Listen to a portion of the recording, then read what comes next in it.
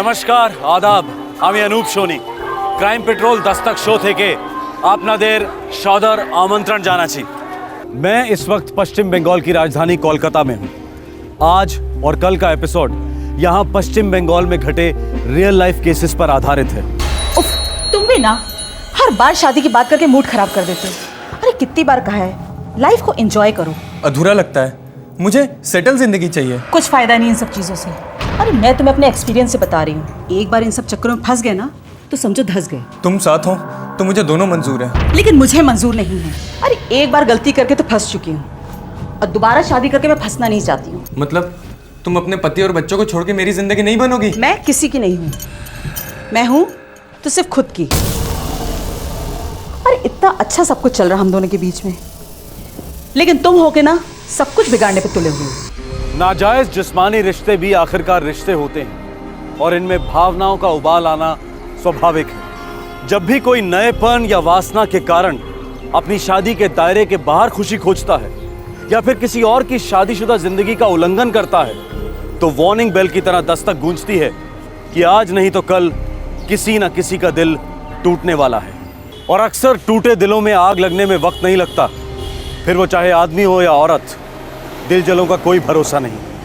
Barrackpore, north 24 Parganas district, west Bengal.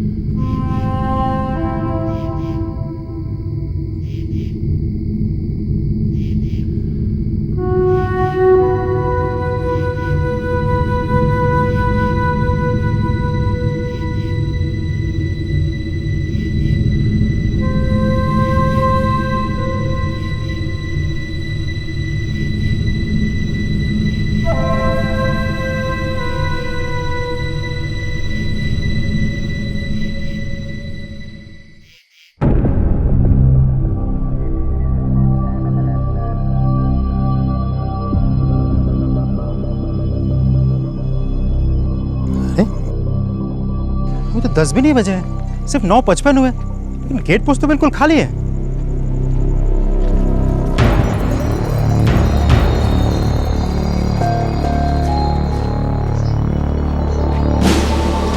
Sir, साहब अभी भी 10 नहीं बजे, लेकिन वहाँ गेट पर ड्यूटी पे कोई भी नहीं है सर। की बोलचिश? Yes sir. अरे ऐसे कैसे हो सकता है?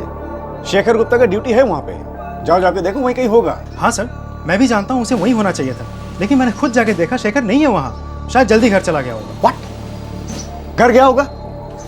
अरे ऐसे कैसे जा सकता है वो अपना घर? अभी तक राइफल और एमिनेशन जमा नहीं किया उसने।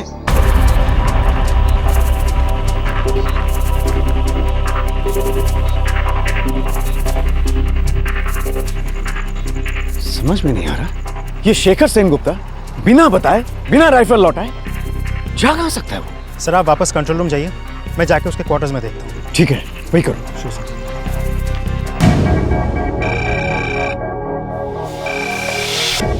Guard commandant. वहाँ साहब, शेखर वहाँ क्वार्टर्स में नहीं है, आसपास कहीं भी नहीं है वो। ये साला शेखर मेरा सस्पेंशन करा के ही रहेगा। वो बिना गोलियां लौटाए, बिना राइफल लौटाए वो कहां जा सकता है? गुहो, क्वार्टर्स बराबर से चेक कर लिया? जी हाँ सर, अंदर बाहर सब देखा। पहले पंकज ने देखा, उसके बाद मैंने भी देखा। अच्छा, चेंजिंग रूम में देखा? जी हाँ सर, वहां भी देखा, वो कहीं नहीं है सर। उसने हथियार डिपॉजिट किए या नहीं? नहीं सर, इसी बात का सबसे बड़ा डर है सर। उसके पास एक SLR राइफल और साथ में 2 मैगजीन्स हैं सर, और हर एक मैगजीन्स में 25 गोलियां हैं सर। इमीडिएटली सभी लाइंस में इमरजेंसी अलर्ट करवा दो। सर वो तो मैंने पहले से ही करवा दिया है। ये साला शेखर, ये क्या कहाँ होगा? चिंता तो इस बात की है कि उसने हथियार जमा नहीं किए। आप इसका मतलब समझ सकते हैं सर?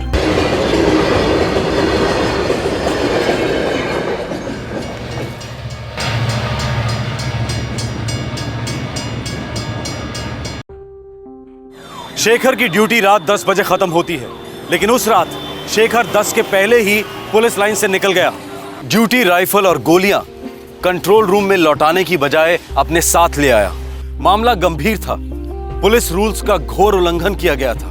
इस मामले को तुरंत पूरे राज्य के थानों में फ्लैश किया जाना बहुत जरूरी था, लेकिन दुर्भाग्यवश ऐसा नहीं हुआ। केवल पुलिस लाइन क्वार्टर्स में पूछताछ हुई। अब सवाल यह था कि राइफल और गोलियों के साथ आखिर शेखर सेन गुप्ता कहां गायब हो गया था और क्यों।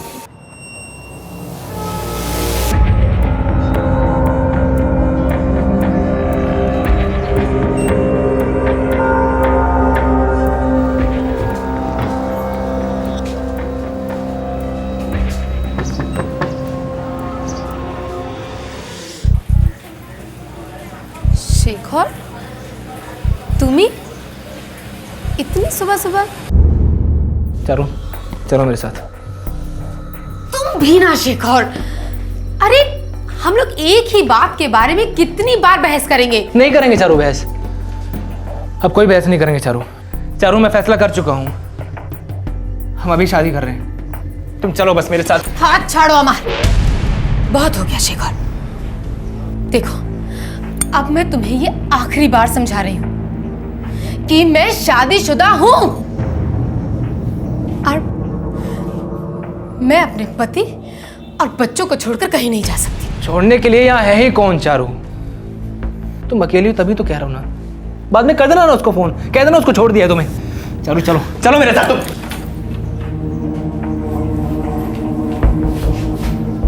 बेरिए जाओ एखान থেকে, चले जाओ अभी।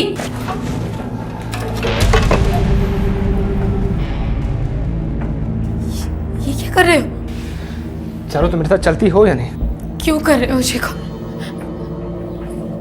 ऐसा मत करो। देखो मैं तुम्हारे आगे हाथ जोड़ती हूँ शेखर, इरम करो ना। चारू मैं हाथ जोड़ रहा था तुम्हारे कब से मनाने की कोशिश कर रहा हूं तुमको मैं। तुम मान रही हो? नहीं, लेकिन आज मेरे हाथ में ये है। इसको नीचे करो शेखर। एक मिनट शेखर, मैं ऐसे कैसे चल सकती हूँ? देखो मुझे मेरे पति से बात करनी दो, आराम से। बात करनी है तुमको? हाँ। तो बात करो ना तुम। लो बात करो, अभी तुम बात करो। करो चारो बात।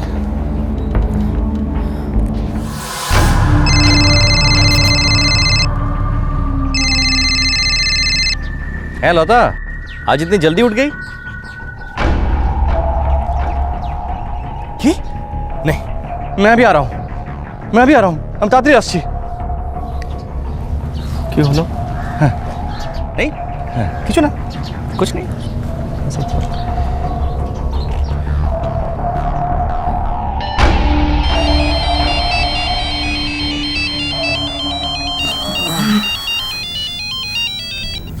हाँ जीजू, इतनी सुबह सुबह कॉल किया, सब ठीक तो है ना? संजीव बच्चे ठीक है ना?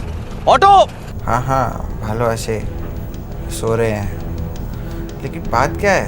संजीव, तुम्हारी दीदी लता बहुत मुश्किल में फंस गई है। लेकिन कैसी मुसीबत जीजू? हाँ है, वो शेखर घर पहुंच गया है और तुम्हारी दीदी के सर पर बंदूक तानी है। अरे ये क्या कह रहे हैं आप? देखो मैं यहाँ फैक्ट्री से निकल चुका हूँ, मैं घर पहुंच रहा हूँ, तुम जल्दी से घर जाओ। है बुझे? और सुनो, मेरी बहन कृष्णा को मैंने फोन कर दिया है, वो भी पहुंचने वाली है, ठीक है? हाँ हाँ जीजू, मैं अभी निकलता हूँ और सौमिरन को भी साथ लेके आता हूँ। पता नहीं उस शेखर के दिमाग में क्या चल रहा है।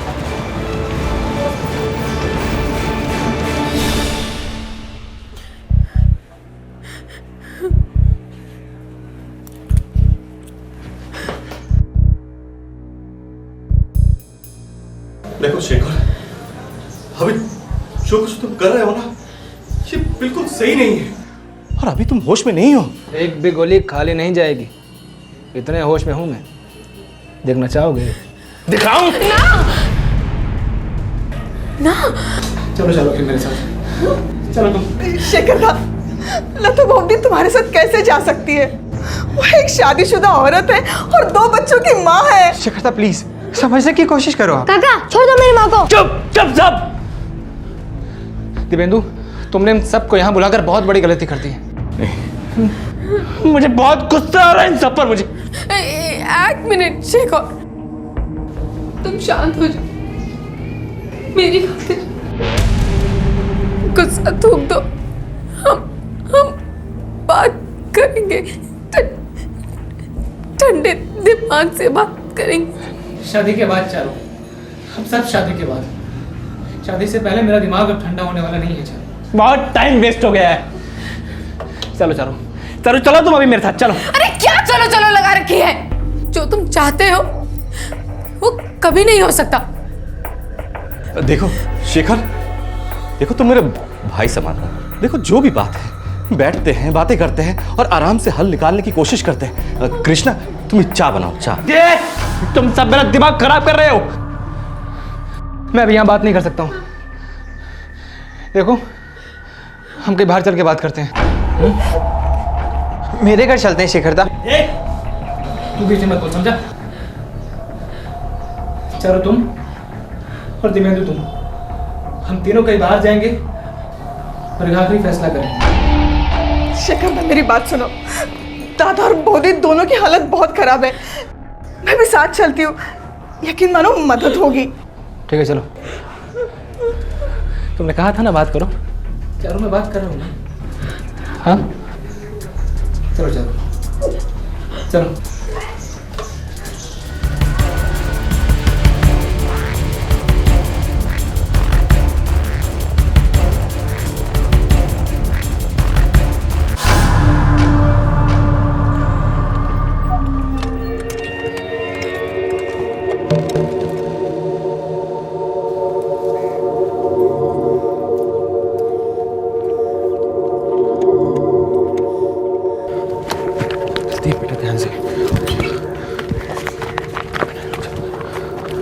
देखो शेखर, शांत हो जाओ। अभी तुम बहुत टेंशन में हो।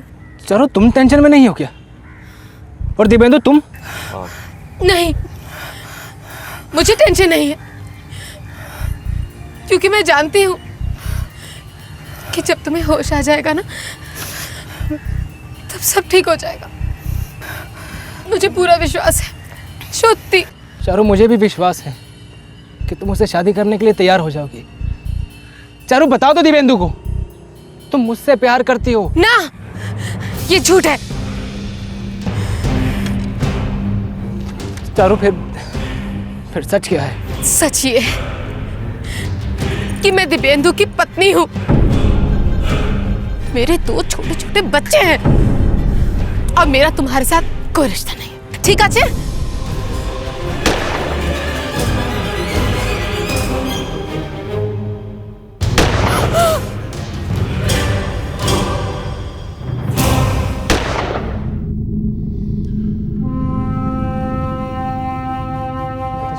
चलो वरना मैं भी गोली मार देगा।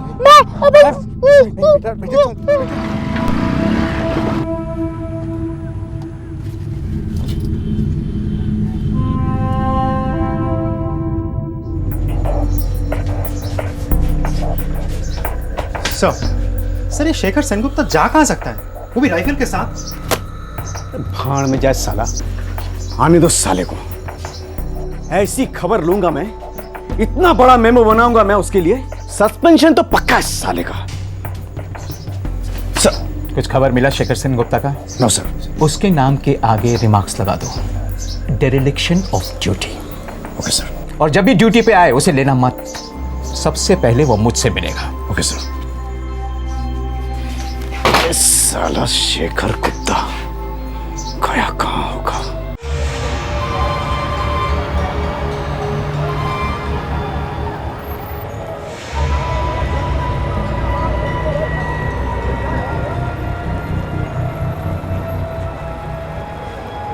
शेखर का नाम फ्लैश करो। कांस्टेबल शेखर सेनगुप्ता। हाँ सर, राइफल का जो डिस्क्रिप्शन हमें मिला है उसके मुताबिक गन ऑटोमेटिक होगा, मतलब कि 12th बटालियन का होगा। उन्हें सबसे पहले कांटेक्ट करो।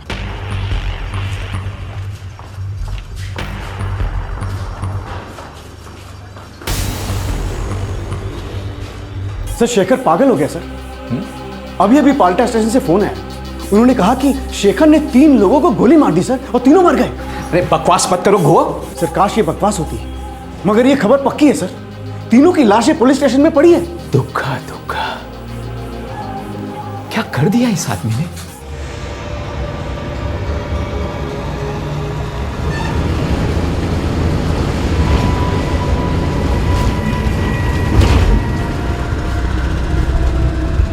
सर सुबह सुबह वो मेरी दीदी के घर आया, बहुत जल्दी। तब से उसका दिमाग बिगड़ा हुआ था। तुमने हमें फोन क्यों नहीं किया? पता था उसके पास राइफल है, फिर भी हीरो बनने चली थी। पीछा किया उसका? हम सब बहुत ज्यादा डरे हुए थे सर। मैं तो बस ये पता लगाना चाहता था कि वो उन तीनों को कहाँ लेके जा रहा है, और पता लगते ही मेरा पुलिस को फोन करने का प्लान था, लेकिन उसने तो सर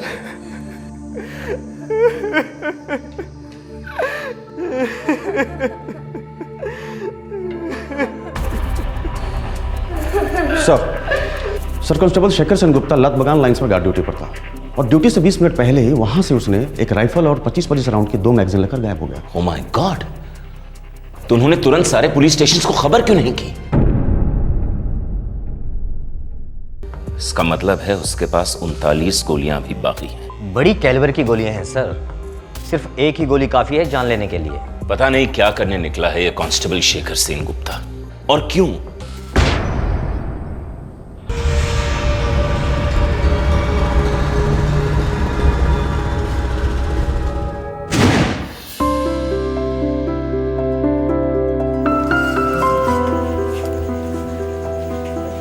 तो माँ दे ही दिया कमरा किराए पर? हाँ दे दिया।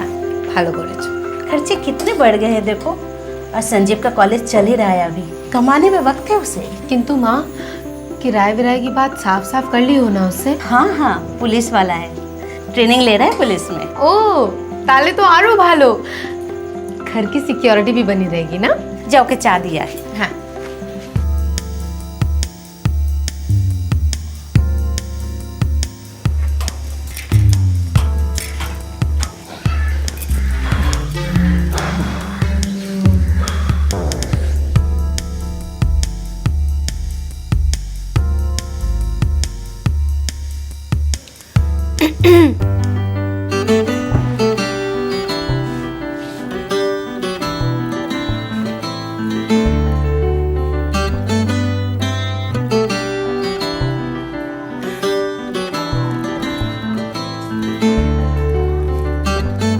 Thank you.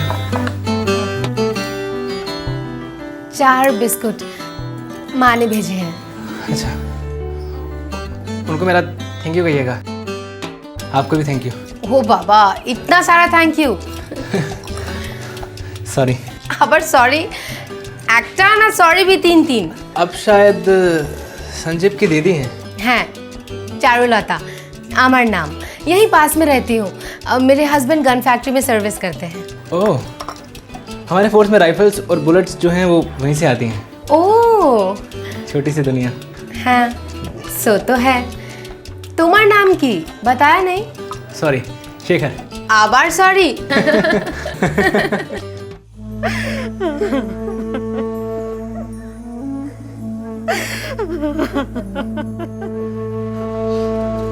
मैं हमेशा चारू से कहती थी दूरे थाक ए पागल थे, लेकिन मेरी बात कभी नहीं सुनी। देखो क्या हाल कर दिया मेरी बेटी को। सर शेखर सेनगुप्ता जलांगी मुर्शिदाबाद से बिलोंग करता है सर। जलांगी में कहाँ? सागरपाड़ा एरिया, और वहाँ की टीम को हमने रेड अलर्ट कर दिया है। स्टेट के हर पुलिस स्टेशन में अलर्ट जारी कर दीजिए। इस आदमी की तस्वीर और डिटेल्स हर पुलिस स्टेशन में होनी चाहिए। सबको पता होना चाहिए कि इसके पास एक राइफल है with 39 live cartridges, and this man is dangerous, very very dangerous. सब हो गया। इनफैक्ट देशबंधु ये कल ही हो जाना चाहिए था। सर हमने पुलिस को अलर्ट कर दिया था, लेकिन that was not sufficient. State के हर पुलिस स्टेशन में खबर पहुंच जानी चाहिए थी। पुलिस रूल बुक के हर नियम को तोड़ा है उसने। अपने राइफल और एमुनिशन वापस नहीं की है। Am I right? हमसे बहुत बड़ी गलती हो गई। अब इस गलती का नतीजा कितना बड़ा होगा ये तो वक्त ही बताएगा।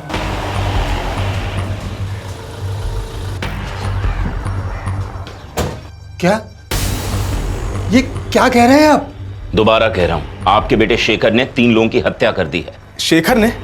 साहब उसका कोई हमारे पास फोन नहीं आया था। देखो, वो जैसे ही तुम्हें फोन करेगा तुम मुझे फोन करो, और जरा भी देर की तो फिर तुम्हारी खैर नहीं।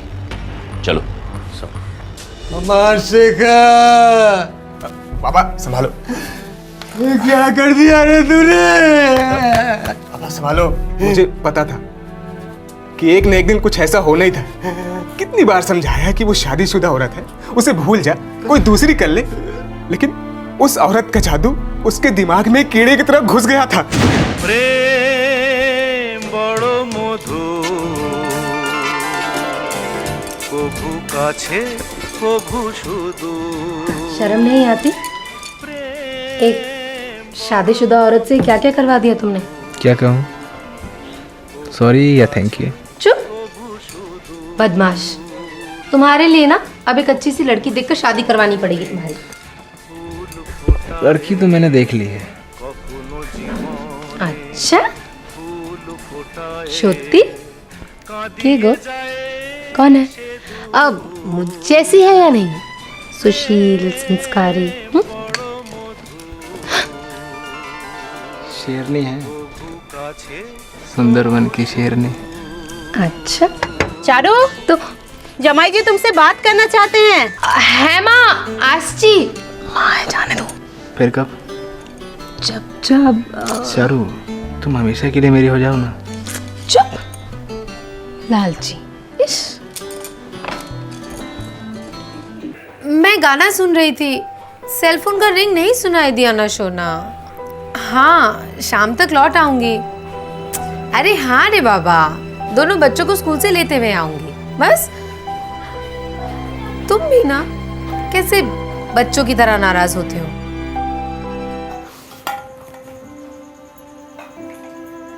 चारू, आजकल मायके की बहुत याद आती है तुम्हें? लगभग रोज दिन भर यही रहती हो। क्या नो माँ, तुम्हें पसंद नहीं है? पसंद क्यों नहीं? तुम्हारे बाबा जिंदा होते तो बहुत खुश होते। बेटी रोज घर आ रही है, घर खिला खिला सा रहता है। क्या बात है माँ, क्यों लो? तुम्हारे पिताजी देख नहीं पाते कि उनकी बेटी शादीशुदा, 2 बच्चों की माँ, एक पराये मर्द के साथ घंटों बंद कमरे में रहती। माँ, तुम जो सोच रही हो वो सही नहीं है, गलत सोच रही हो। तुम गलत कह रही हो चारू, मुझसे आंखें चुरा रही हो, लेकिन आईने को क्या जवाब देती हो? अपने घोंसले को मत चलाओ।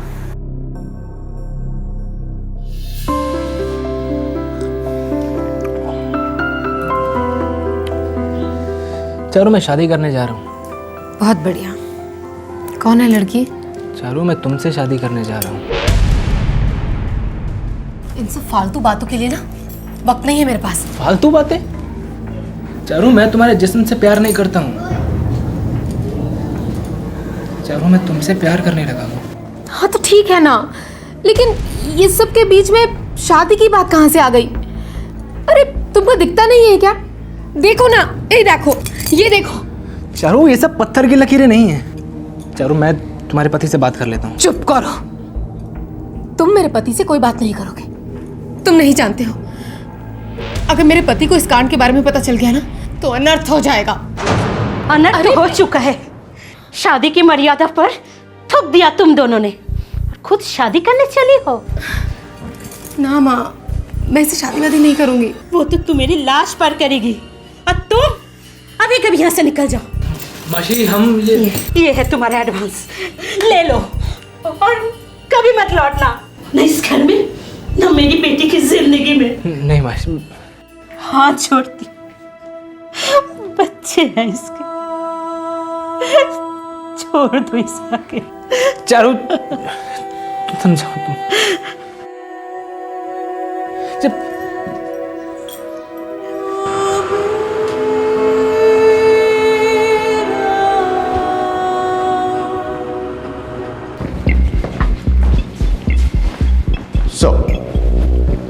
सर, शेखर का मोबाइल ऑफ आ रहा था। पता चला कि वो अपना मोबाइल क्वार्टर पर छोड़ कर गया है। मतलब शेखर की लोकेशन के बारे में हमारे पास अभी तक कोई जानकारी नहीं है। वेस्ट बंगाल के सारे पुलिस स्टेशन पर रेड अलर्ट जारी है और अभी तक कुछ क्लू नहीं मिला। यहाँ क्वार्टर में उसका कोई दोस्त वोस्त था क्या?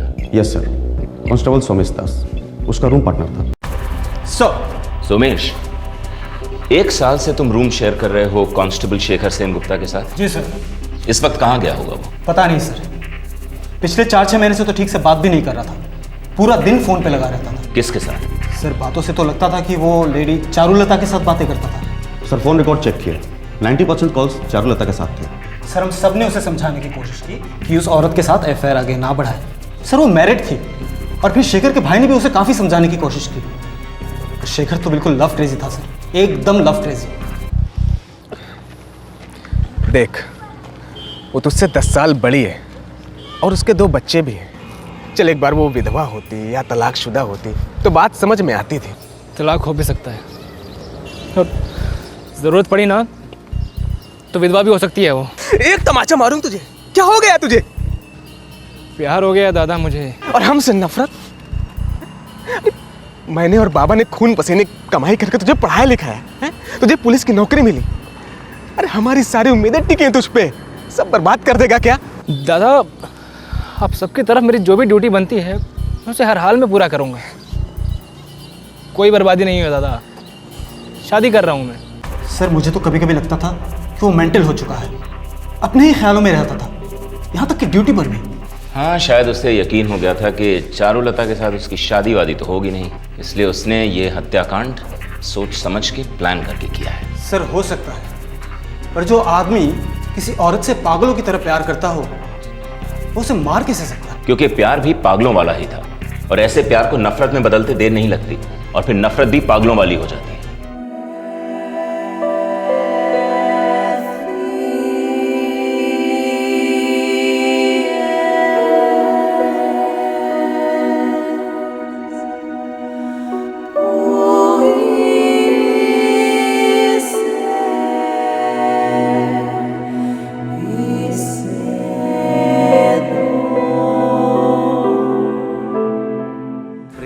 যেন এক অতিথির মতো কখনো জীবনে আসে,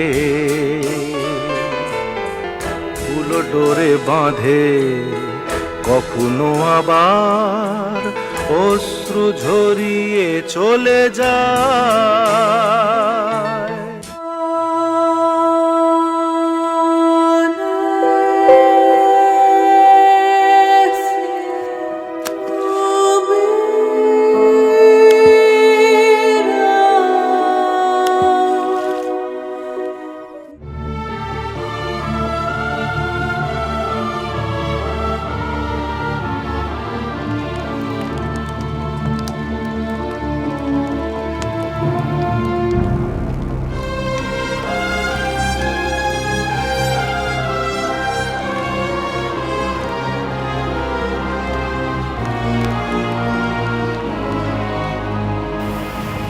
एक जवान पुलिस कांस्टेबल के सामने उज्जवल भविष्य था, लेकिन एक अफेयर ने उसे खूनी भगौड़ा बना दिया जो अपनी ही फोर्स से भाग रहा था। पर क्या वो दरअसल अपने आप से भाग रहा था? क्या हासिल हुआ उसे चारुलता, उसके पति देवेंदु और देवेंदु की बहन कृष्णा को मौत के घाट उतारकर? इस घोर अपराध के बाद इस हत्यारे ने अपने हथियार को गायब कर दिया। अब आगे क्या होने जा रहा था? क्या था उसका इरादा? क्या थी उसकी तकदीर? पूरी बंगाल पुलिस फोर्स ये जानने के लिए उतावली थी कि उन्हीं के एक कांस्टेबल ने ये 3-3 हत्याएं क्यों की।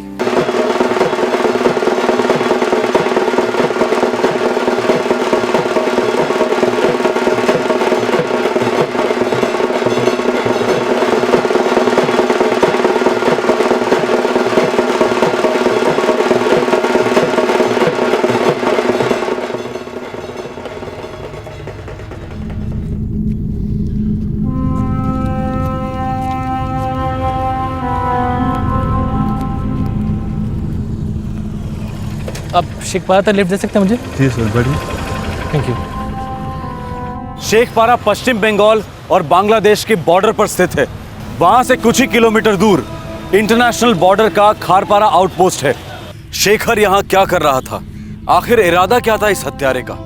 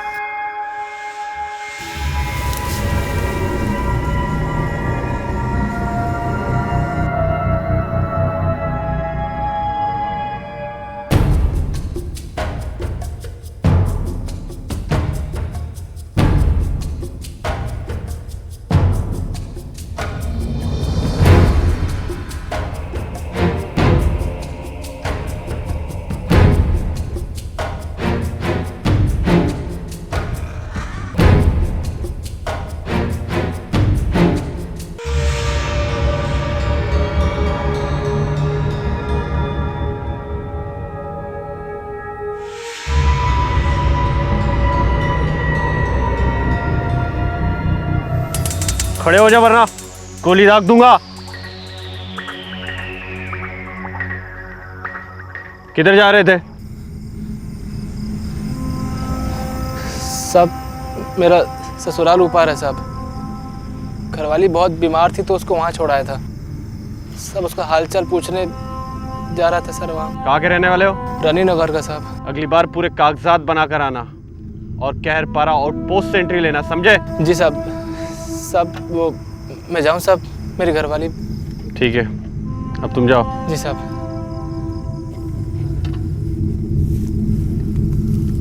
पश्चिम बंगाल और बांग्लादेश की सरहद के दोनों तरफ रहने वाले लोगों के बीच रोटी बेटी का रिश्ता है।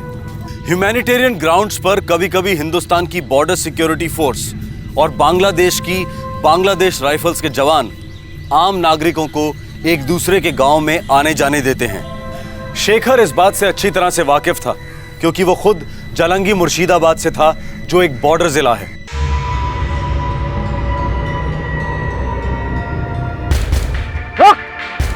ये जूते कहाँ से है? दुकान से लिए हैं साहब। ये तूने खुद खरीदे? जी साहब। झोंक लीजिए।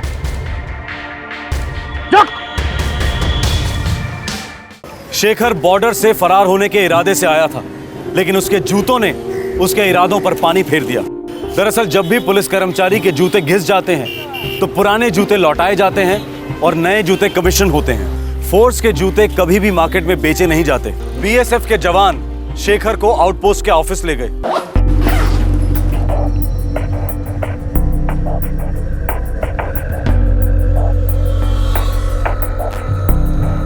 जनाब, ये पश्चिम बंगाल पुलिस का कर्मचारी मालूम पड़ता है? चल अब नाम बोल और सच बोल। Shekhar Sen Gupta, constable, 12 battalion armed police. Shekhpara police station में फ़ोन लगाओ और पूछो सच बोल रहा है या हम सच बुलवाएं इससे।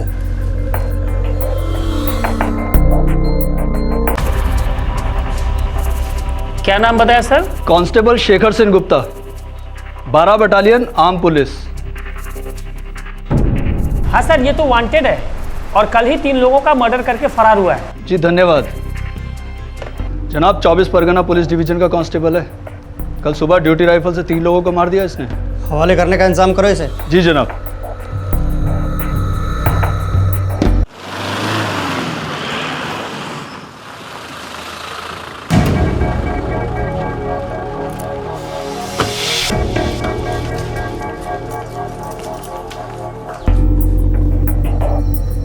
दो छोटे छोटे बच्चों को तुमने अनाथ कर दिया।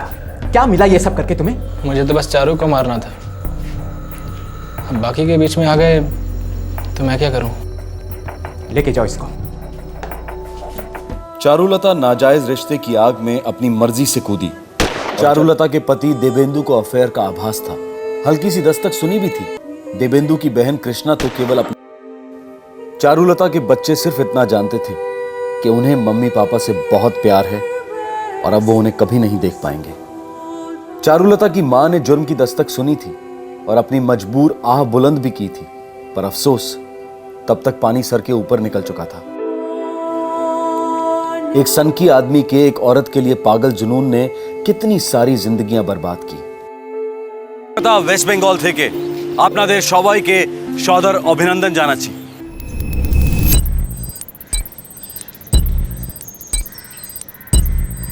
कितना टाइम वेस्ट होता है यार।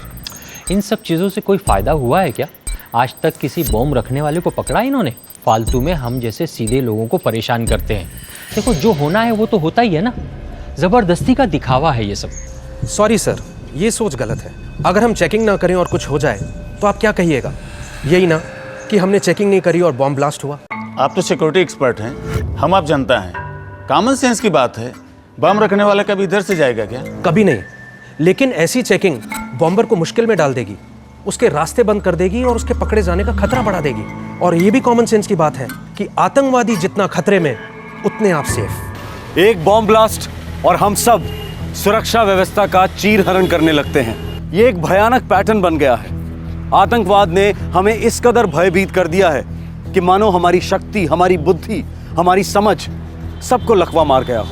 और ये चल नहीं सकता, क्योंकि इंसान या तो डर सकता है या जी सकता है, और डर के जीने का तो सवाल ही नहीं उठता। अप्रैल 2011, मालदा, वेस्ट बंगाल।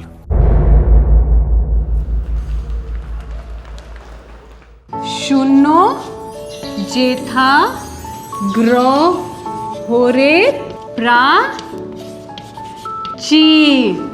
ঠিক আছে, তো আজকে আমরা রবীন্দ্রনাথ ঠাকুরের একটা কবিতার চর্চা করব। হ্যাঁ, চিত্ত যেথা ভয় শূন্য, উচ্চ যেথা শীত, জ্ঞান যেথা শূন্য যেথা গ্রহরে प्राचीर। तो वीकेंड पर जगन्नाथपुर माँ बाबा के पास? अरे ना बाबा, मैं अकेले ही कमरे में बैठ के कोई किताब पढ़ लूँगी। जगन्नाथपुर जाती हो ना तो माँ बाबा का लूप शुरू हो जाता है। अब तुम्हारे लिए एक लड़का ढूंढना ओनू, तुम्हारी शादी करनी ओनू, अभी करनी ओनू, शादी ओनू। उफ बाबा रे। तो कर लो ना शादी, इतनी बुरी बात भी तो नहीं है। खुद के लिए एक लाइफ पार्टनर ढूंढ ही लो, एक नया लाइफ पार्टनर। मैं अपने आप को वक्त देना चाहती हूँ। ओनू, अपने आप को वक्त देने का भी एक वक्त होता है, उसके बाद समझौता करना पड़ता है, सबको करना पड़ता है। ओनू, कुछ लोग होते हैं जो हमारे लिए नहीं बने होते हैं, जैसे कि अमित। अमित तुम्हारे लिए बना ही नहीं था। Just accept it. वाणी, क्यों करते हैं लोग समझौता? यादें, उन पुरानी यादों का क्या? पुरानी यादें मिटाने के लिए नई यादें बनानी पड़ती हैं। No choice. ट्राई करूँगी, एक लास्ट बार ट्राई करूँगी। Sounds good. चल।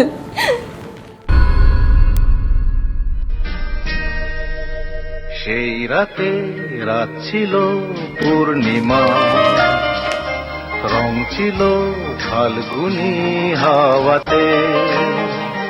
সেই রাতে রাত ছিল পূর্ণিমা।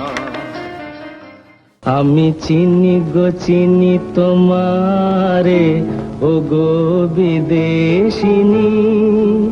আমি চিনি গো চিনি তোমারে, ও গো বিদেশিনী। তুমি থাকো সিন্ধু পারে, তুমি থাকো সিন্ধু পারে, ও গো বিদেশিনী। Good morning. क्या बात है, आज चाय के साथ बिस्किट की जगह रोमांस। काम पर नहीं जाना है क्या? इरादा क्या है? इरादा तो काम का ही है, लेकिन संस्कृत वाला। तुम भी ना। দেখেছি মাধবী রাতে তো।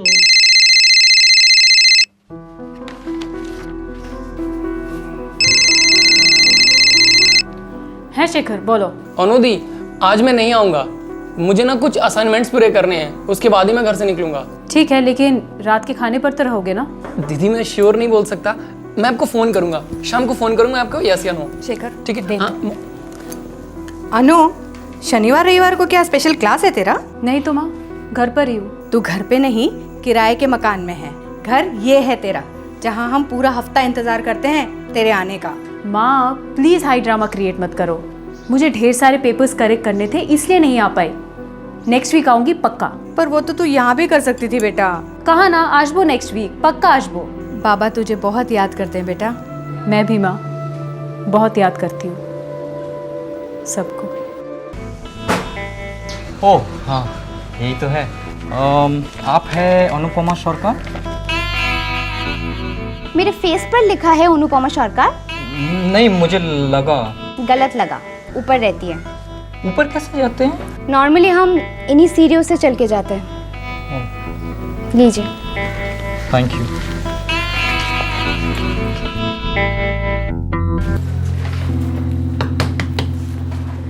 अनुपमा सरकार, हाँ ये आपका पार्सल है, यहाँ पे साइन कर दीजिए।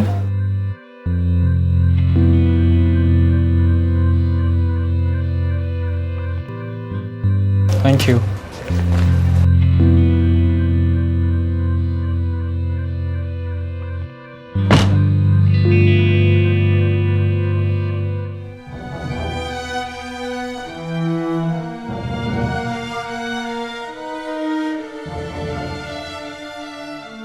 अगर तुम्हारा कोई भी सामान रह गया हो तो मैं कुरियर कर दूंगा। मैं तुम्हारी कोई भी चीज़ अपने पास नहीं रखूंगा।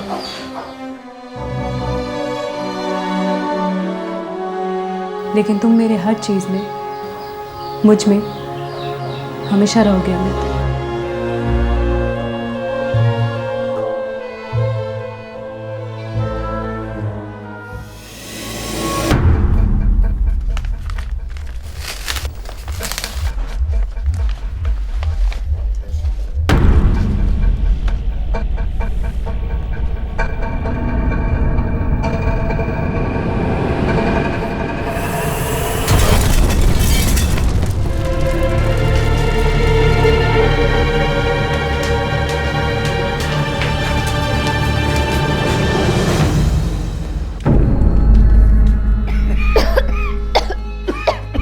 কি হলো বাত? क्या हुआ? पता नहीं हमारा कुछ दिखाई नहीं दे रहा है।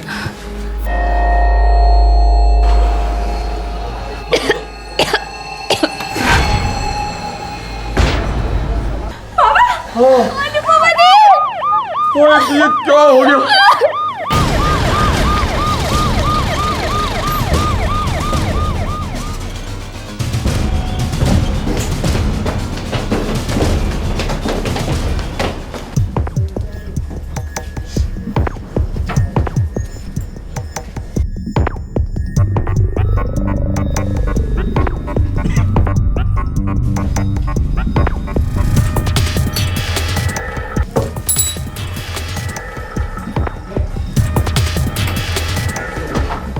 कितने बजे थे? 10:30 बजे थे। सर वो कुरियर वाला 10:15 को यहाँ से गया था। मतलब कुरियर वाले जाने के 15 मिनट बाद आप लोगों ने ब्लास्ट सुना? जी सर। जी हाँ।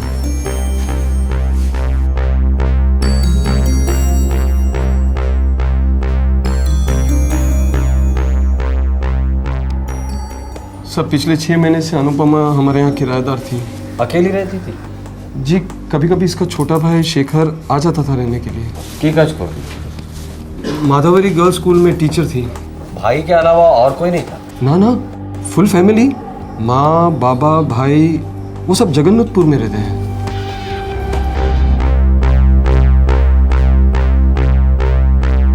ये IED है, इम्प्रूव्ड एक्सप्लोसिव डिवाइस। सर ये IED का इस्तेमाल तो माओवादी आतंकवादी करते हैं। मालदा के इंग्लिश बाजार इलाके के पास मालन चपली में अनुपमा के घर एक पार्सल कुरियर हुआ और उसके अंदर के बॉम्ब ने अनुपमा की जिंदगी उड़ा दी। इस किस्म का एक्सप्लोसिव पश्चिम बंगाल के नक्सलवादी ग्रुप इस्तेमाल करते हैं। अब कई सवाल उठ रहे थे, क्या अनुपमा नक्सलियों का शिकार बनी थी? और अगर हाँ तो क्यों? और हाथ पैरों में भी कुछ चोटें आई हैं। अगर उस वक्त उस रूम में और कोई भी होता तो शायद वो भी मर जाता। पर उस वक्त कमरे में लड़की के अलावा कोई नहीं था और एक लड़की को मारने के लिए पूरा बम। अजीब, या तो एड्रेस गलत था या तो बम गलत था। किसी तो भूल छिलो डॉक्टर, कुछ तो गलत था। किसी तो भूल छिलो डॉक्टर, कुछ तो गलत था। कंफर्म IED है। वायरिंग ऐसी की गई थी कि बुक खोलते ही ट्रिगर दब जाता और एक बहुत बड़ा धमाका। पार्सल अनुपमा के नाम का था, मतलब उसके घर पे बॉम्ब भेजा था उसकी जान लेने के लिए। लगता तो ऐसे ही है। अच्छा, ये जो IED इस्तेमाल किया था वो प्रोफेशनल किस्म का था या घर पर बनाया हुआ था? Professional, very professional. ये रही हमारी नक्सलियों की फाइल। लास्ट 6 मंथ में जहाँ जहाँ नक्सलियों ने और माओवादियों ने ये IED इस्तेमाल किए हैं वो बिल्कुल इस IED से मिलते जुलते हैं। मतलब इसमें नक्सल वाला एंगल भी हो सकता है? ज़रूर हो सकता है। और ये कुरियर कंपनी, इसके बारे में कुछ पता चला? सॉरी, ब्लास्ट में कुरियर कंपनी का एड्रेस वाला रिसीप्ट बुरी तरह से डैमेज हो गया था। जोड़ने की कोशिश की गई पर पेपर जला हुआ था। ठीक है, उस कुरियर बॉय का स्केच निकालो, कुछ चलकर सामने आया तो ठीक है, तो ढूंढ निकालो उस सारे को। मेरी बेटी एक सीधी सादी स्कूल टीचर थी। धमाके में जो बम इस्तेमाल हुआ है वो किसी भी एंगल से सीधा साधा नहीं था मिस्टर सरकार।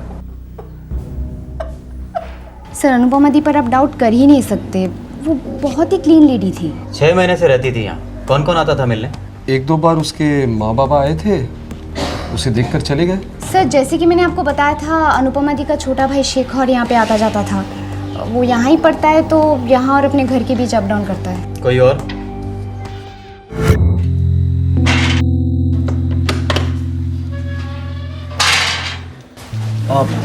अनुपमा सरकार यहीं रहती है क्या? जी ऊपर के कमरे में। धन्यवाद।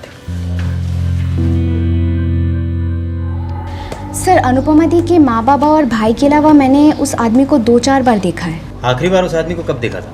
यही कहीं 6-8 हफ्ते पहले। कौन था वो? नो आइडिया सर, मैंने ना उसे पूछा ना अनुपमा दी से। कैसा दिखता था? सर मीडियम बिल्ड था, थोड़ा सा गोरा था। ये अमित सेन गुप्ता कौन है? नहीं पता, कभी सुना नहीं उसके बारे में। पर सर वो कुरियर वाला जो पार्सल देने आया था, उस पार्सल पे अमित सेन गुप्ता का नाम लिखा था। ये लड़का जो पार्सल देने आया था, कुरियर वाला, उसका हुलिया चाहिए हमें। अमित सेन गुप्ता मेरी बेटी का एक्स हस्बैंड, डिवोर्स हो गया था उनका, गजोल में रहता है। एनवलप पे भी यही लिखा है, अमित सेन गुप्ता गजोल। जी, अमित का नक्सलवादियों के साथ कोई कनेक्शन है? हमें नहीं पता। 5 साल पहले शादी हुई थी दोनों की, डिवोर्स 2 साल पहले हो गया था। 2 साल पहले जब वो शादीशुदा थे तब उसका नक्सलवादियों के साथ कोई रिश्ता था? हमें कुछ नहीं पता इंस्पेक्टर। तो आपको क्या पता है मिस्टर सरकार? बस इतना कि वो आदमी हमारी अनु के लिए ठीक नहीं था। सर, वो अनुदी से नफरत करता था। इतनी नफरत कि उसने उसे इस तरह से मार डाला? हाँ सर, क्योंकि अनुदी ने उसे छोड़ दिया था। क्यों छोड़ दिया था उसे? मैं और रीना कॉलेज में एक साथ थे। एक साथ थे? हमारी शादी के पहले बताया क्यों नहीं तुमने मुझे? क्योंकि तब मुझे भी नहीं पता था कि रीना के लिए मेरी फीलिंग्स क्या है। इसका मतलब मुझसे शादी करने के बाद तुम्हारे उस रीना के लिए फीलिंग्स जाग उठी। मेरे पीठ पीछे नाजायज अफेयर शुरू हो गया। तुम्हें कोई आइडिया नहीं है तुम कितनी घटिया हरकत कर रहे हो। शादी से पहले पता होता तो कभी बेटी नहीं देते उसे। साला पकड़े जाने के बाद भी मेरी दीदी से बोला मैं रीना को भुला नहीं सकता, नहीं छोड़ सकता उसे। इतना बेशरम इंसान है ये अमित सेन गुप्ता। मेरी बेटी ने उसे बहुत टाइम दिया, 2 साल भुगता उसने, और फिर हताश होकर डिवोर्स मांगा उससे। सर, सच बात तो ये है वो डिवोर्स देना ही नहीं चाहता था। सोने की मुर्गी जो थी मेरी अनुदी, बेचारी कमा कमा कर पैसे इसके हाथ में देती और वो सारा पैसा उस रखी हुई औरत पर खर्च करता। डिवोर्स मांगा तो हाथ उठाया। हमने अपनी बच्ची को कभी डांटा भी नहीं, उसने पीटा मेरी बच्ची को। हमने पुलिस कंप्लेंट भी की थी हबीबपुर पुलिस स्टेशन में। मेरे पास एमसी की कॉपी भी है। तब उसने हमें धमकी भी दी थी, एक न एक दिन वो मेरी बेटी से बदला लेगा, और उसने बदला ले लिया। अनुपमा के साथ मेरी अच्छी जमती थी। कैसी थी वो? काफ़ी डिस्टेंट। अमित के धोखे का शौक वो बर्दाश्त नहीं कर पा रही थी। इनफैक्ट डिवोर्स के बाद भी वो अमित से उतना ही प्यार करती थी। उसके किराए के मकान पे उससे मिलने एक आदमी आता था। कौन आता था? मैं आपसे पूछ रहा हूँ, कौन आता था? डिवोर्स के बाद कोई अफेयर? ना। पक्का? पक्का तो बोलते पर आई मीन नहीं कह सकती, पर अफेयर होना मुश्किल है ऑफिसर, बहुत मुश्किल है। मतलब उसने कभी जिक्र नहीं किया उस आदमी के बारे में जो उससे घर पे मिलने आता था? No officer. सर, मुझे नहीं लगता कि मर्डर और ब्लास्ट में कोई नक्सल का एंगल है। मुझे भी यही लगता है, ये बदले वाला मामला होगा। बदला? तलाक के 2 साल बाद, और वो भी इतने खतरनाक और भयानक तरीके से। बैनर्जी, बदले की आग लंबी सुलगती है, हम लोगों ने तो कई बार देखा है। अच्छा, इस कुरियर वाले का क्या हुआ? इंग्लिश बाजार कस्बे में तकरीबन 27 कुरियर कंपनियां हैं। मैंने अपने खबरी नेटवर्क को एक्टिवेट कर दिया है, जल्दी ये लड़का पकड़ा जाएगा। वो अमित सेन गुप्ता, उसका गांव गजोल, वहाँ से क्या खबर है? सर, वहाँ तकरीबन 30 कुरियर कंपनियां हैं और कई तो फ्रेंचाइजी हैं। एक बार ये लड़का पकड़ा गया, ये खुद हमें उस कुरियर कंपनी तक ले जाएगा जहाँ से वो पार्सल आया था। बैनर्जी, गजोल जाने की तैयारी करो। हमारा मुख्य आरोपी अमित सेन गुप्ता ही है, और अब तक तो वही है।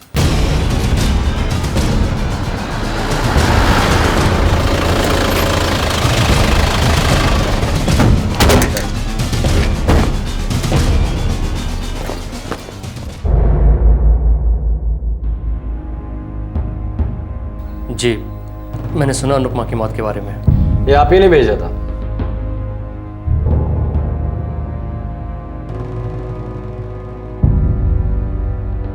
देखिए, ये क्या कह रहे हैं आप?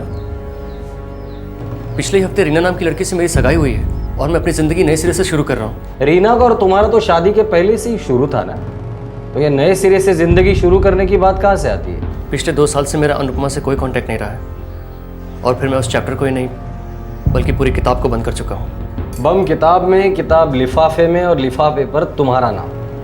क्या तरीका है किताब बंद करने का? बेश तो वाह। तुम मेरी बेटी को धोखा दे रहे हो अमित, और उम्मीद करते हो कि हम तुम्हारा साथ दें, चुप बैठे रहे? किसी चीज की कमी नहीं है आपकी बेटी को, और फिर मैं अनु को छोड़ के किसी और के साथ तो रह नहीं रहा हूं। पत्नी का दर्जा है उसका। बड़ी मेहरबानी है तुम्हारी, राइट?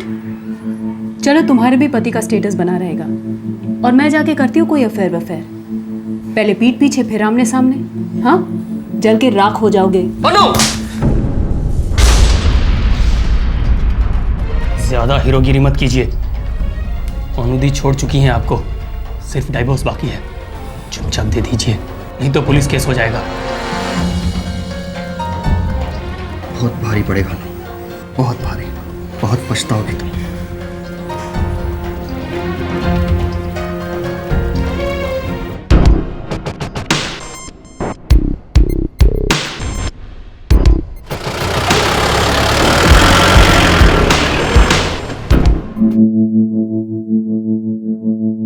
जो टॉर्चर आपको आते हैं सब आजमा लीजिए, मगर सच नहीं बदलेगा। और सच ये है कि मैंने अनुपमा को पार्सल नहीं भेजा है। हो सकता है किसी और ने तुम्हारे नाम से पार्सल भेजा हो। कोई मुझे फंसाने की कोशिश कर रहा है, और आप उसके चाल में फंसते जा रहे हैं।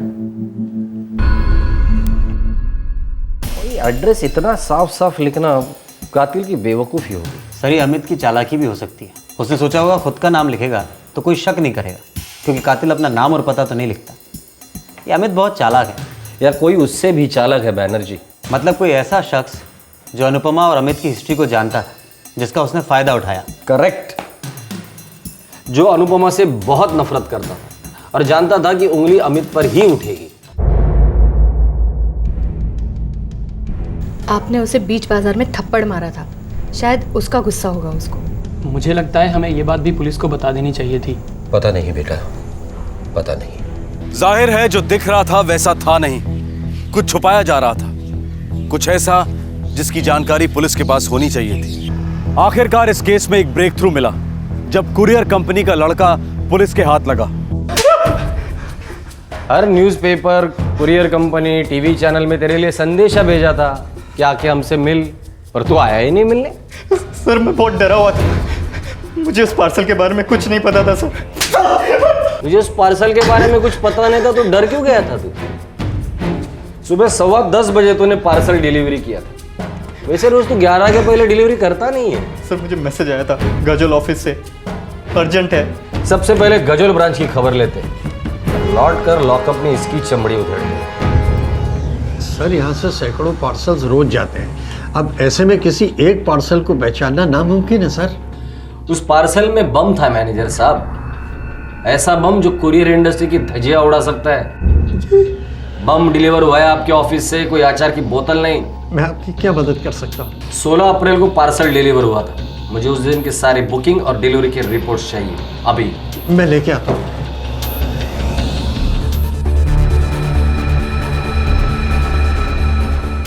16 तारीख को डिलीवर होने के लिए बुकिंग कब की गई होगी? सर 13 को या फिर 14 को, बस यही 2 दिन क्यों? सर, डिलीवरी के लिए हम नॉर्मली 3 दिन लेते हैं, पर अगर अर्जेंट हो तो 2 दिन में डिलीवर कर देते हैं, पर उसका एक्स्ट्रा चार्ज लगता है। आपके ऑफिस से इंग्लिश टाउन बाजार के ऑफिस को फोन किया गया था और बताया गया था कि ये पार्सल अर्जेंट डिलीवर करना है। जी सर, ये रही रिपोर्ट। ये नंबर ट्राई करो, जरूर बंद रहेगा। करेक्ट सर, डीएक्टिवेटेड है। अमूल चैटर्जी, इसी ने बुकिंग ली थी ना? जी सर। बुलाइए उसे। जो पार्सल अनुपमा सरकार के घर पे ब्लास्ट हुआ, उसके बुकिंग एजेंट आप ही थे? जी, मैंने की थी बुकिंग, और मैंने अखबार में भी पढ़ा था ब्लास्ट के बारे में। तो अखबार में पढ़ने के बाद मौन व्रत धारण कर लिया था? पुलिस को इन्फॉर्म करना जरूरी नहीं समझा? जी, मैंने बताया था इनको। सर, अमोल ने बताया था, लेकिन हम नहीं चाह रहे थे कि हम किसी लफड़ा में फंस जाएं। पुलिस लफड़ा है? फिर हम लोगों को क्यों गाली देते हो जब बीच बाजार में ब्लास्ट हो जाता है? मैं भला, मेरा घर भला सोचने से एक दिन एक ही घर बचा रहेगा उनकी रडार पर, और वो आपका होगा। बम, सब कुछ खत्म। चुप रहकर आप लोग आतंकवादियों को बढ़ावा देते हो, और बढ़ावा देना उनका साथ देने जैसा ही है, समझे? मैं बताता हूँ, वो 2 लोग आए थे पार्सल लेकर।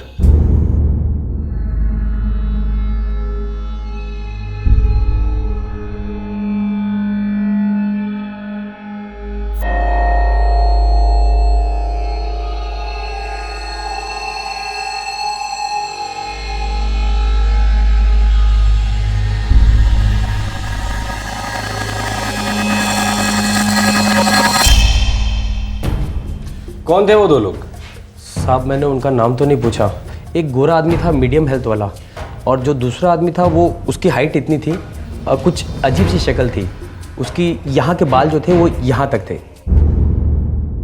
दादा ये कुरियर मौलाना चौपल्ली कब पहुँचेगा?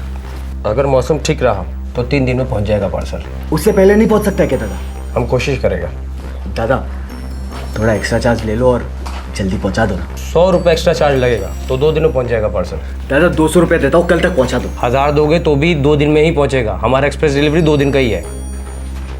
भालो एक्सप्रेस डिलीवरी से भेज दो इसको, लेकिन थोड़ा जल्दी। हाँ साहब उन्होंने मेरे से मेरा नंबर भी लिया था और कम से कम 1 दर्जन बार कॉल किया और यही पूछते रहे पार्सल गया क्या, पार्सल गया क्या। बैनर्जी, इन अमोल साहब के कॉल डिटेल्स चेक करो और उनके कॉल्स को ट्रैक करना। सर ये जो 2 आदमियों के बारे में बता रहे हैं उनमें से एक गोरा चिट्टा मीडियम हेल्थ वाला आदमी, वैसे किसी आदमी के बारे में अनुपमा के मकान मालिक की बेटी ने भी बताया था। ये आदमी अनुपमा को जानता था और कोई ना कोई होगा जो इसे जानता हो। सर जिस सिम से इसने फ़ोन किया था उसी सिम से उसे धर लेंगे हम। फाइनली इस केस की कड़ियां जुड़ने लगी। अब पुलिस उस शख्स को ढूंढ रही थी जिसने वो पार्सल भेजा था। आखिरकार कौन था ये आदमी? क्या अनुपमा के घर वाले उसे जानते थे? वो पुलिस से क्या छुपा रहे थे? ठीक ठाक कद है, गोरा चिट्टा लड़का है। मौलाना चौपाली में अनुपमा से मिलने आता था। वहां कोई नहीं जानता कि वो कौन था। क्यों जानतो ना, किसी को भी नहीं पता। लेकिन ऐसा हो ही नहीं सकता कि अनुपमा ने आपको उसके बारे में कुछ बताया ना हो।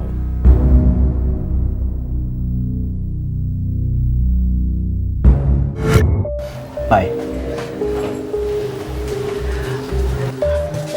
हेलो। हेलो।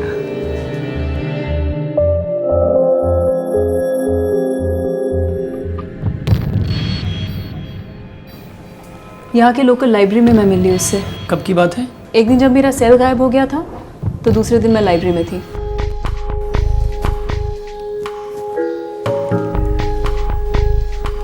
लगता है आप अपना सेलफोन भूल गई थी। Thank you. मैं इतनी परेशान हो गई थी, मेरे सारे नंबर स्टोर है इसमें। इसीलिए तो संभाल के रखा था ताकि जब आप वापस आए तो मैं आपको लौटा दूं। Thank you very much. वैसे आपका नंबर है मेरे पास, तो अगर अब से आपको कोई भी ब्लैंक कॉल दे तो आप समझ जाइएगा कि वो बदमाश कौन है। आप मुझे ब्लैंक कॉल्स क्यों देने लगे? मेरा नाम बाबू है और मेरे बाबूजी कहते हैं कि दोस्त और किताबें दोनों कम हो तो परवाह नहीं, लेकिन अच्छे होने चाहिए। सही कहते हैं आपके बाबूजी। वैसे मेरे बहुत कम अच्छे दोस्त हैं, एक्चुअली है ही नहीं। और मैंने किताबें भी आज तक कभी भी पूरी नहीं पढ़ी। ऐसा क्यों? इंतज़ार कर रहा था एक ऐसे खूबसूरत इंसान का जो मेरा बहुत अच्छा दोस्त बन सके, और एक गहरी किताब भी। क्या आप मेरी फ्रेंड बनेंगी?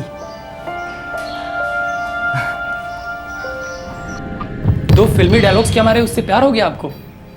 उसके बारे में जानती भी हैं आप? टीवी इंजीनियर है। वो क्या होता है? टीवी इंजीनियर क्या करते हैं? खूब भालो क्वेश्चन।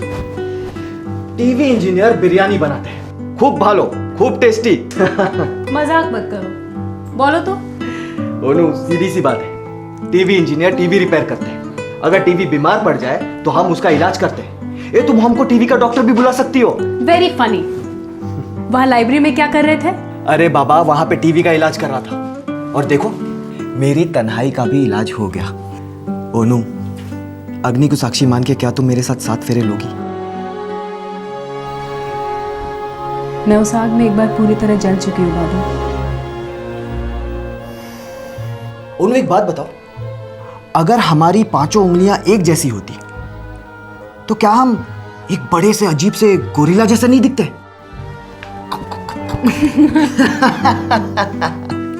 देखा, यूं ही हंसती रहो, खिलखिलाती रहो हमेशा। मैं तुम्हें हमेशा ऐसे ही खुश रखूंगा। जानती हूँ। एक बात नहीं जानती हो तुम? क्या? एक ऐसा वक्त आएगा जब हम बूढ़े हो जाएंगे, चल नहीं पाएंगे, लेकिन फिर भी हमारी वो टीवी चलती रहेगी, पक्का चलेगी।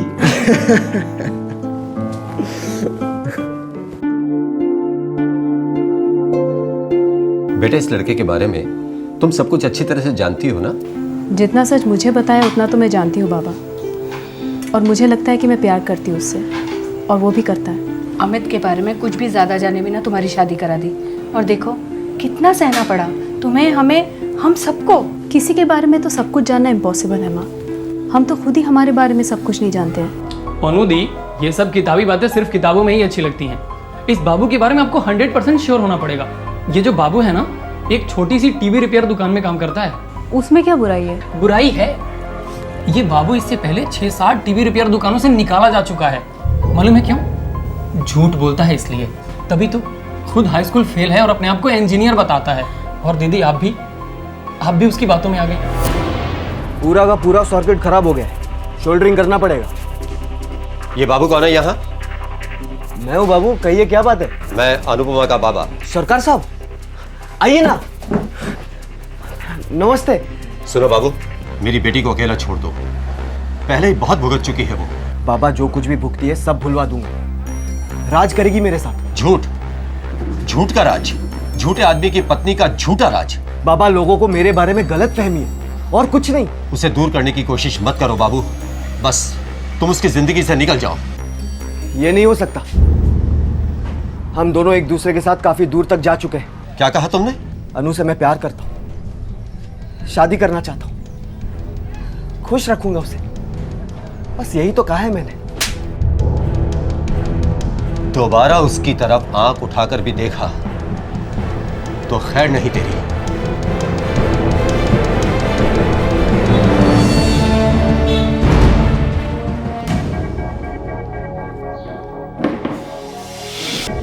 मैंने तुम्हें तुम्हारा फोन इसलिए नहीं लौटाया था ताकि तुम मेरे कॉल्स को रिसीव ना करो। बाबू प्लीज तुम जाओ यहाँ से। मैकेनिक के बदले खुद को इंजीनियर कह दिया तो तुमने मेरा पता ही काट दिया। एक छोटा सा झूठी तो कहा था मैंने। नफरत है मुझे झूठ से, और झूठे इंसान से मैं कोई रिश्ता नहीं रखना चाहती। खुद हरिश्चंद्र की पोती हो क्या तुम? मैंने कभी कोई झूठ नहीं बोला। बोला, मुझसे झूठ बोला, कहा कि प्यार करती हो ना मुझसे, शादी करोगी। वो झूठ नहीं था, लेकिन तुम्हारे झूठ ने मुझे एक नई सच्चाई दिखा दी है। सच्चाई तो मैंने देखी, इस्तेमाल किया है तुमने मेरा। क्या मतलब? शादीशुदा थी ना, अकेले नींद नहीं आती थी, नींद की गोली बनाकर निगल गई मुझे। क्या बक रहे हो? तुम्हें सिर्फ अपनी सेक्स की भूख मिटानी थी मेरे साथ। छी, मैं जा रही हूँ और कभी मेरा पीछा मत करना। रुको, सुनो, मैंने तुम्हारे बाबा को माफ कर दिया, अब तुम भी मेरे झूठ को माफ कर दो और चुपचाप से मेरी पत्नी बन जाओ। और तुम मेरा पहला प्यार हो, तुम मेरे जिस्म के साथ ऐसे खेल के नहीं निकल सकती हो। मुझे समझ नहीं आ रहा कि मैं तुम पे हंसूं या रो। कितनी थर्ड ग्रेड सोच है तुम्हारी। और वैसे भी एक हाई स्कूल फेल से और क्या उम्मीद की जा सकती है?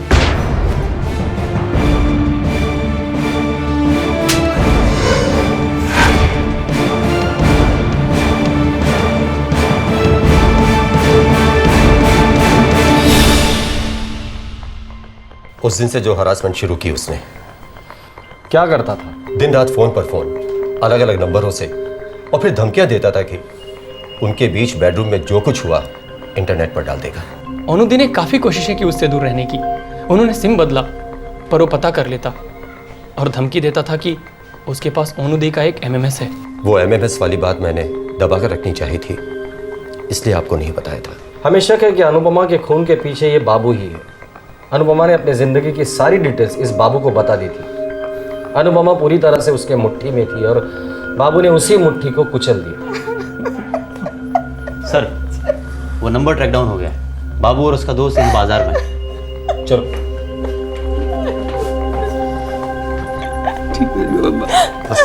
चुप हो जाओ।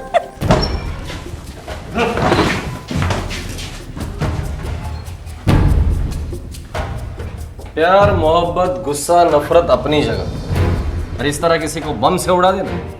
क्या चल रहा था तुम्हारे दिमाग में? मेरे दिमाग में उसका थप्पड़ मारना गूंज रहा था साहब, हाई स्कूल फेल बोलना गूंज रहा था। जलील करके रख दिया था बाप बेटी ने मुझे, कहीं का नहीं छोड़ा था। मेरी मर्दानगी को कुचल दिया था उसने साहब।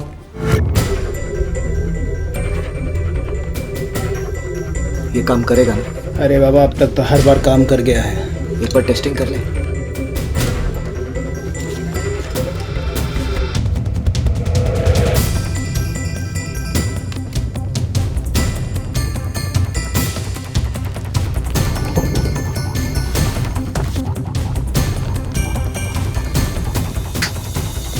अभी किताब खुलते ही बूम,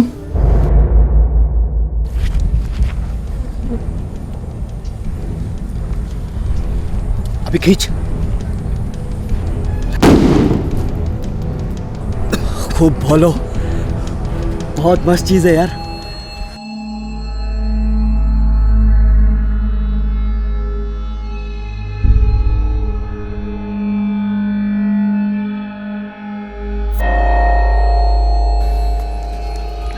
उन्होंने मुझसे कहा था कि अमित ने कसम खाई है उससे बदला लेने की, लेकिन बदला लूंगा मैं और भुगतेगा वो साला अमित। पर एक ही टेंशन है, ये किताब तेरी अनुपमा अपने घर में अकेले में ही खोले, नहीं तो दूसरे लोग मुफ्त में बकरा बन जाएंगे। मासूम लोगों की जिंदगियों को खतरे में डाला। कई मासूम मारे जाते थे जिनका तुमसे कोई लेना देना नहीं था। कोई मासूम मरा तो नहीं ना साहब? कोई मासूम मरा नहीं। लेके जाओ चलो को।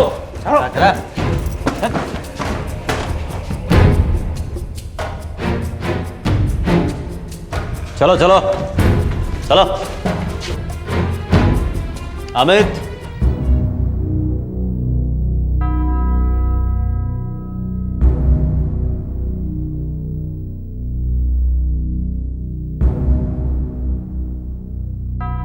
बॉम्ब वाला पार्सल अनुपमा तक पहुंचने के पहले कई हाथों से गुजरा था। किसी के हाथ से गलती से भी किताब खुलती तो न जाने कितनी जाने जाती, पर बॉम्ब अपने सही निशाने पर फूटा, अनुपमा के हाथों में।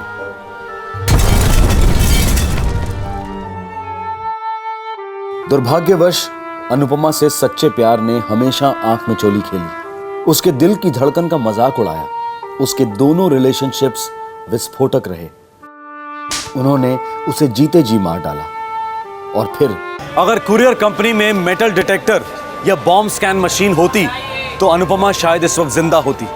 इस केस के बाद police force her courier company पर यह जोर डाल रही है कि वो अपने ऑफिस में बॉम्ब डिटेक्शन मशीन फिट करवाएं। यह केस आतंकवाद का भले ना हो, लेकिन आतंक के सौदागरों के तरीकों के बारे में दस्तक जरूर देता है। हमें इन कायरों के हर नए पैतरे का मुंह तोड़ जवाब देना होगा। डर के जीने का तो सवाल ही नहीं उठता। सवाल यह है कि हम कितने चौकन्ने हो सकते हैं और कैसे अपने आप को सुरक्षित बना सकते हैं। फिर मिलेंगे एक नए एपिसोड के साथ। तब तक अपना ख्याल रखें। शुभ रात्रि। जय हिंद। इस तरह के और भी एपिसोड देखने के लिए हमारे चैनल को सब्सक्राइब करें और बेल आइकन दबाना ना भूलें।